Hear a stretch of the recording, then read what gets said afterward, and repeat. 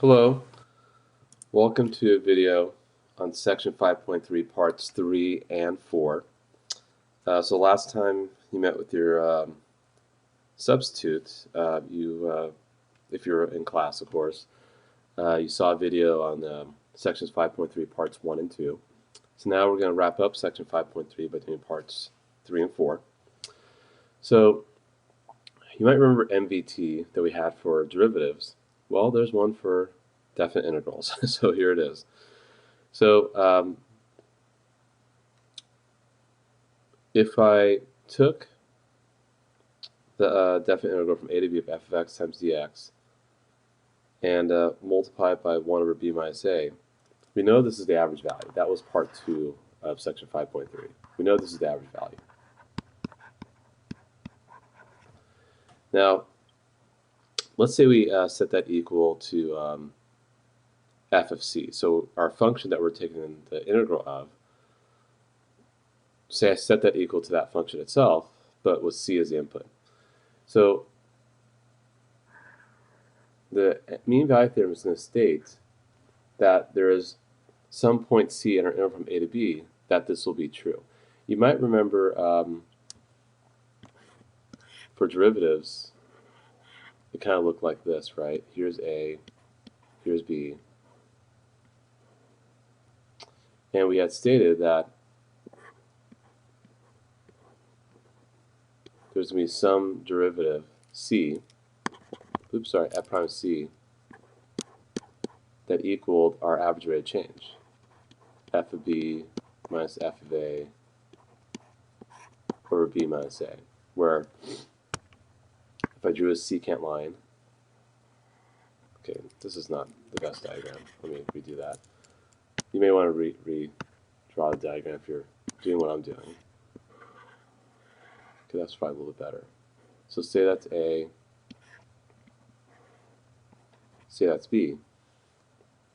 And say I draw a secant line through A and B. There's definitely going to be a tangent line, say we call that x equals c, being between A and B, hence in a mean value theorem, so that that derivative, or the slope of the tangent line, is going to equal the slope of the secant line. That's a secant line, that's a tangent line. So it's kind of the same principle here. That if the average value is going to equal, or so there's going to be some y value that's going to equal the average value, which is kind of what we did in example 3. That was kind of setting us up for the mean value theorem. That was example 3 from part 2 of section 5.3 notes. So there will be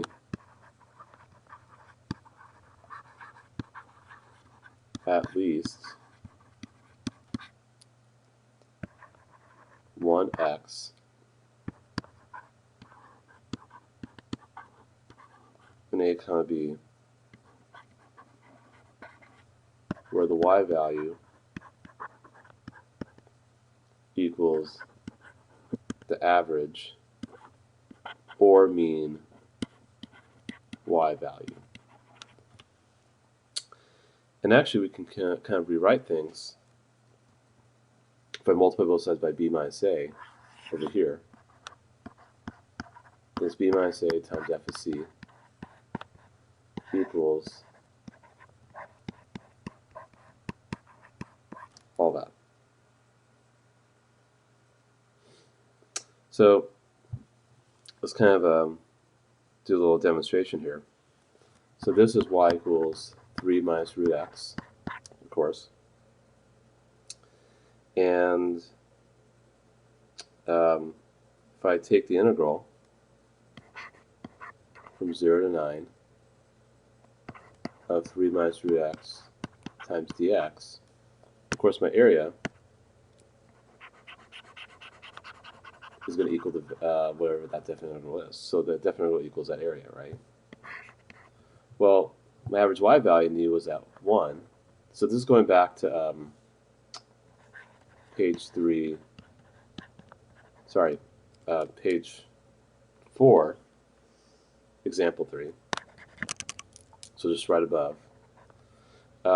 We knew the average value is 1 and happened to x equals 4.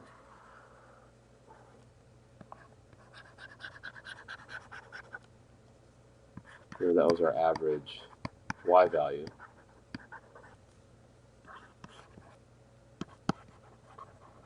Those areas will be equivalent. And this area is simply just b minus a times f of c, because we're saying there's some value c in between 0 and 9, so that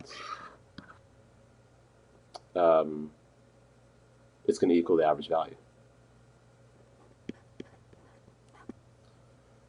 So f of c equals average value, but if I multiply this by b minus a, geometrically we could see that this is equivalent. And this kind of makes sense that this MBT for definite integrals has to work. I'm not sure what's the story with the two curves right below. Maybe it's just evaluating this in a little more detail, but if Mrs. Blanford happens to be your sub, she probably could explain why those two are there. I don't know the purpose for that. But let's move on to part 4, section 5.3. And this is definitely going to be a shorter video than the previous one, so which is a good thing, because if you're a C or F period, watch this on a Friday. Sadly, no football this weekend except for the Pro Bowl, which I don't think really matters. So, but anyway, the weekend's coming up, so that's always nice. But the following weekend, we do have the Super Bowl, and we do have Spirit Week coming up, so that's always fun. Section 5.3, Part 4, Antiderivatives and Definite Integral. So I kind of briefly talked about, when we were talking about definite integral 5.2, how ultimately we're going to be evaluating all this stuff analytically and how the antiderivative plays a role, and kind of even showed you some examples, but it was kind of like off the cuff. Well, here we're going to really talk more about the antiderivative and kind of really bring this home in section 5.4, which is a pretty vital section, which is good. I'm back for that next week to go over that with you guys. So important question, how can we find the exact, not an approximate using numerical integration, that's just, you know, alpha window, option 4, that's, you know, using the calculator, right? Because the calculator is giving us an approximation, of course, right? So how do we find it exactly? So say we have, you know, integrate from 0 pi sine x times dx. And I want to know what that was, right? Well, let's do example 1, and then we could take a look at 0 to pi of sine x times dx in example 2 on the following page, how we can use antiderivatives with a definite integral. So say, for example, I had a velocity curve like this. Here's velocity, and here's time, and it's obviously linear. And I want to find the distance traveled in this interval. So that's obviously 3 when t is 0. And when t is 1, it's 5, and 2, 3, 4, 5. So I'm interested in what happens between 2 and 5. Okay. So I want all this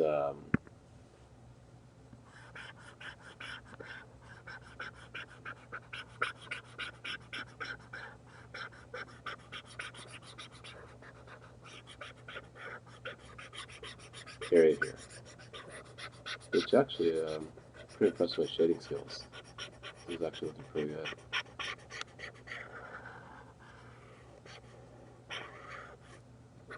Okay. So using definite integral, let's find the area. So, you know, definite integral from 2 to 5 of my velocity function, which we really know is just going to be the area, right? So how do I find this area? Well, I could probably break it up into a rectangle and a right triangle. Area of a rectangle, this area of the triangle. Area of rectangle should be easy. The width is 3. Looks like the height is going to be 5 here. That's 2, 5 at that point. You plug in, sorry, 2, 7. I should know how to plug in. So it's going to be 3 times 7 for the area of the rectangle. For the triangle, that point's going to be at 5, 13. So my height here is going to be 6, because that's a y value of 7 to a y value of 13. And the width is 3, or the base is 3. So 1/2 times 3 times 6. 21 plus 9. So the area is 30. Okay, so we can do it geometrically, not a problem.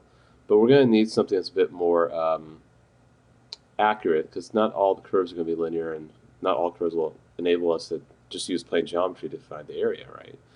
That just that's not always going to work. So we need something better. So we're going to use an antiderivative, and here's how this works. And remember, distance traveled is the same as displacement. And of course, we're simply going to be multiplying our velocity with time. Remember, distance equals rate times time. So, and also another thing to keep in mind is that the derivative of displacement had equal velocity. Or one way of thinking about it is ds over dt equals v of t.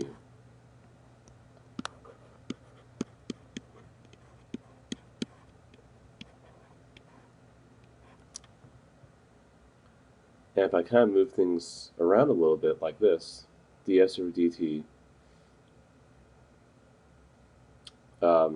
equals velocity, right? Because s prime equals velocity. We talked about that last semester. And if I kind of move things around and then take the antiderivative,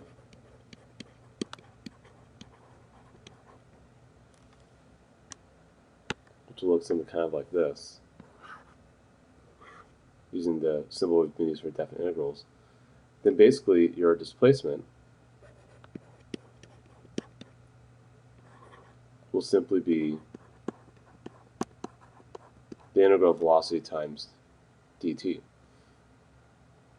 So what I'm going to do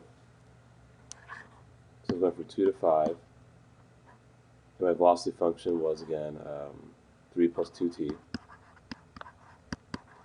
What if I just took the antiderivative of 3 plus 2t? That's going to be 3t plus 2t squared over 2 plus a constant, right? Don't forget about that. So actually there's a constant that's happening when I take the antiderivative. And say I plug in 2 and 5. And remember, the antiderivative of 2t, we added 1 to the exponent divided by the new exponent. And those just cancel. So it's 3 times 5 plus 5 squared, if I plug in 5. And if I subtract that, by plugging 2 in for t, that's 15 plus 25 minus 6 plus 4. And notice how the plus c I kind of ignored. I mean, I could have added that in, I guess, but the constant is just going to be canceling out anyway. So what I'm doing is I take the antiderivative and I plug in 5 and plug in 2 and I take the difference. If I do that, I'm getting 40 minus 10, which is the same thing I got in part A. So this is actually a pretty big deal, and it's part of the fundamental theory of calculus, which we'll discuss in more detail in section 5.4.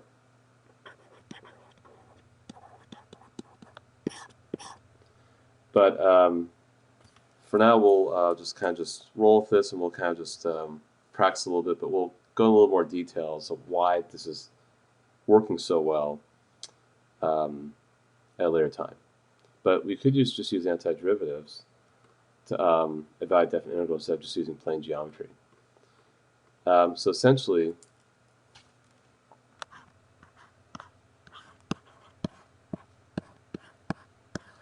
the value of the definite integral from a to b of little f of x times dx is capital F of b minus capital F of a, where capital F is the antiderivative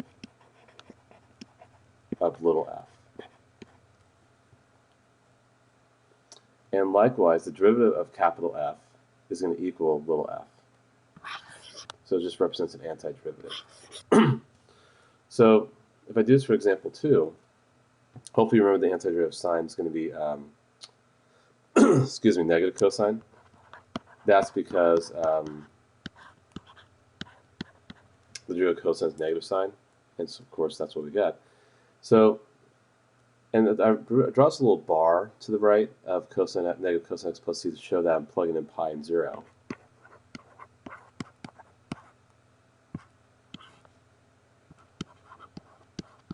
So you got to be careful because negative cosines are antiderivative. So I plug in pi into negative cosine, I plug in 0 into negative cosine. Don't worry about the c's. Cosine of pi is negative 1, so you have negative negative 1 minus cosine of 0 is 1, but of course there's a negative. So there's a lot of negatives, so be careful. We wind up just getting 2. And we got that when we plugged this into the calculator in section 5.2. And remember, the plus c's canceled out when you subtract. So in the future, we could just choose c to be 0. Remember, c is any constant when we did the antiderivative last semester, just for convenience. And if you look at it geometrically, here's y equals sine x. But if you're going from 0 to pi, you're only looking at this part right here. So let's try this a couple more times, and we can end the video. So remember, the antiderivative of x is x squared over 2. Antiderivative of e dx is just e to the x. Let's not worry about the c anymore. We plug in 0 and 1. So it's 1/2 plus e to the 1 minus 0 plus e to the 0. So just 1/2 plus e minus 1, or e minus half.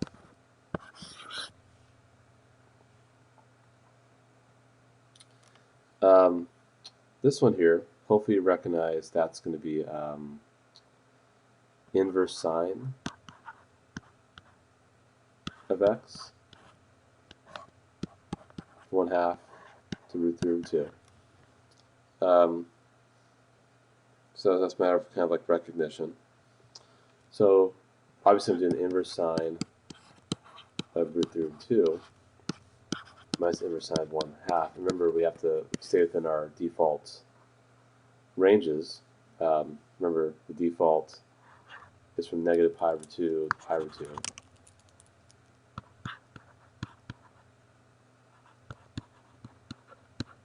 For inverse sine of whatever. So I know sine of pi over 6 gets us 1/2. And I know pi over 3 gets root 3 over 2. So basically it's 2 pi over 6 minus pi over 6. That winds up just being pi over 6. And you can always just verify by using the calculator. So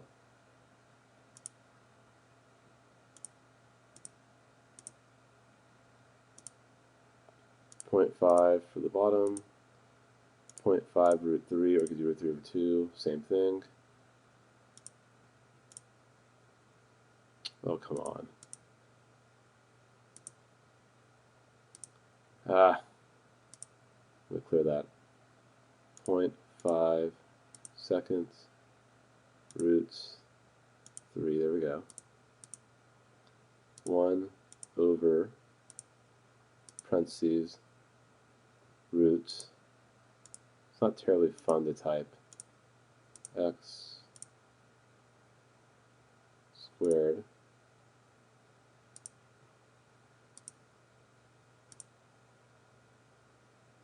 okay, nice.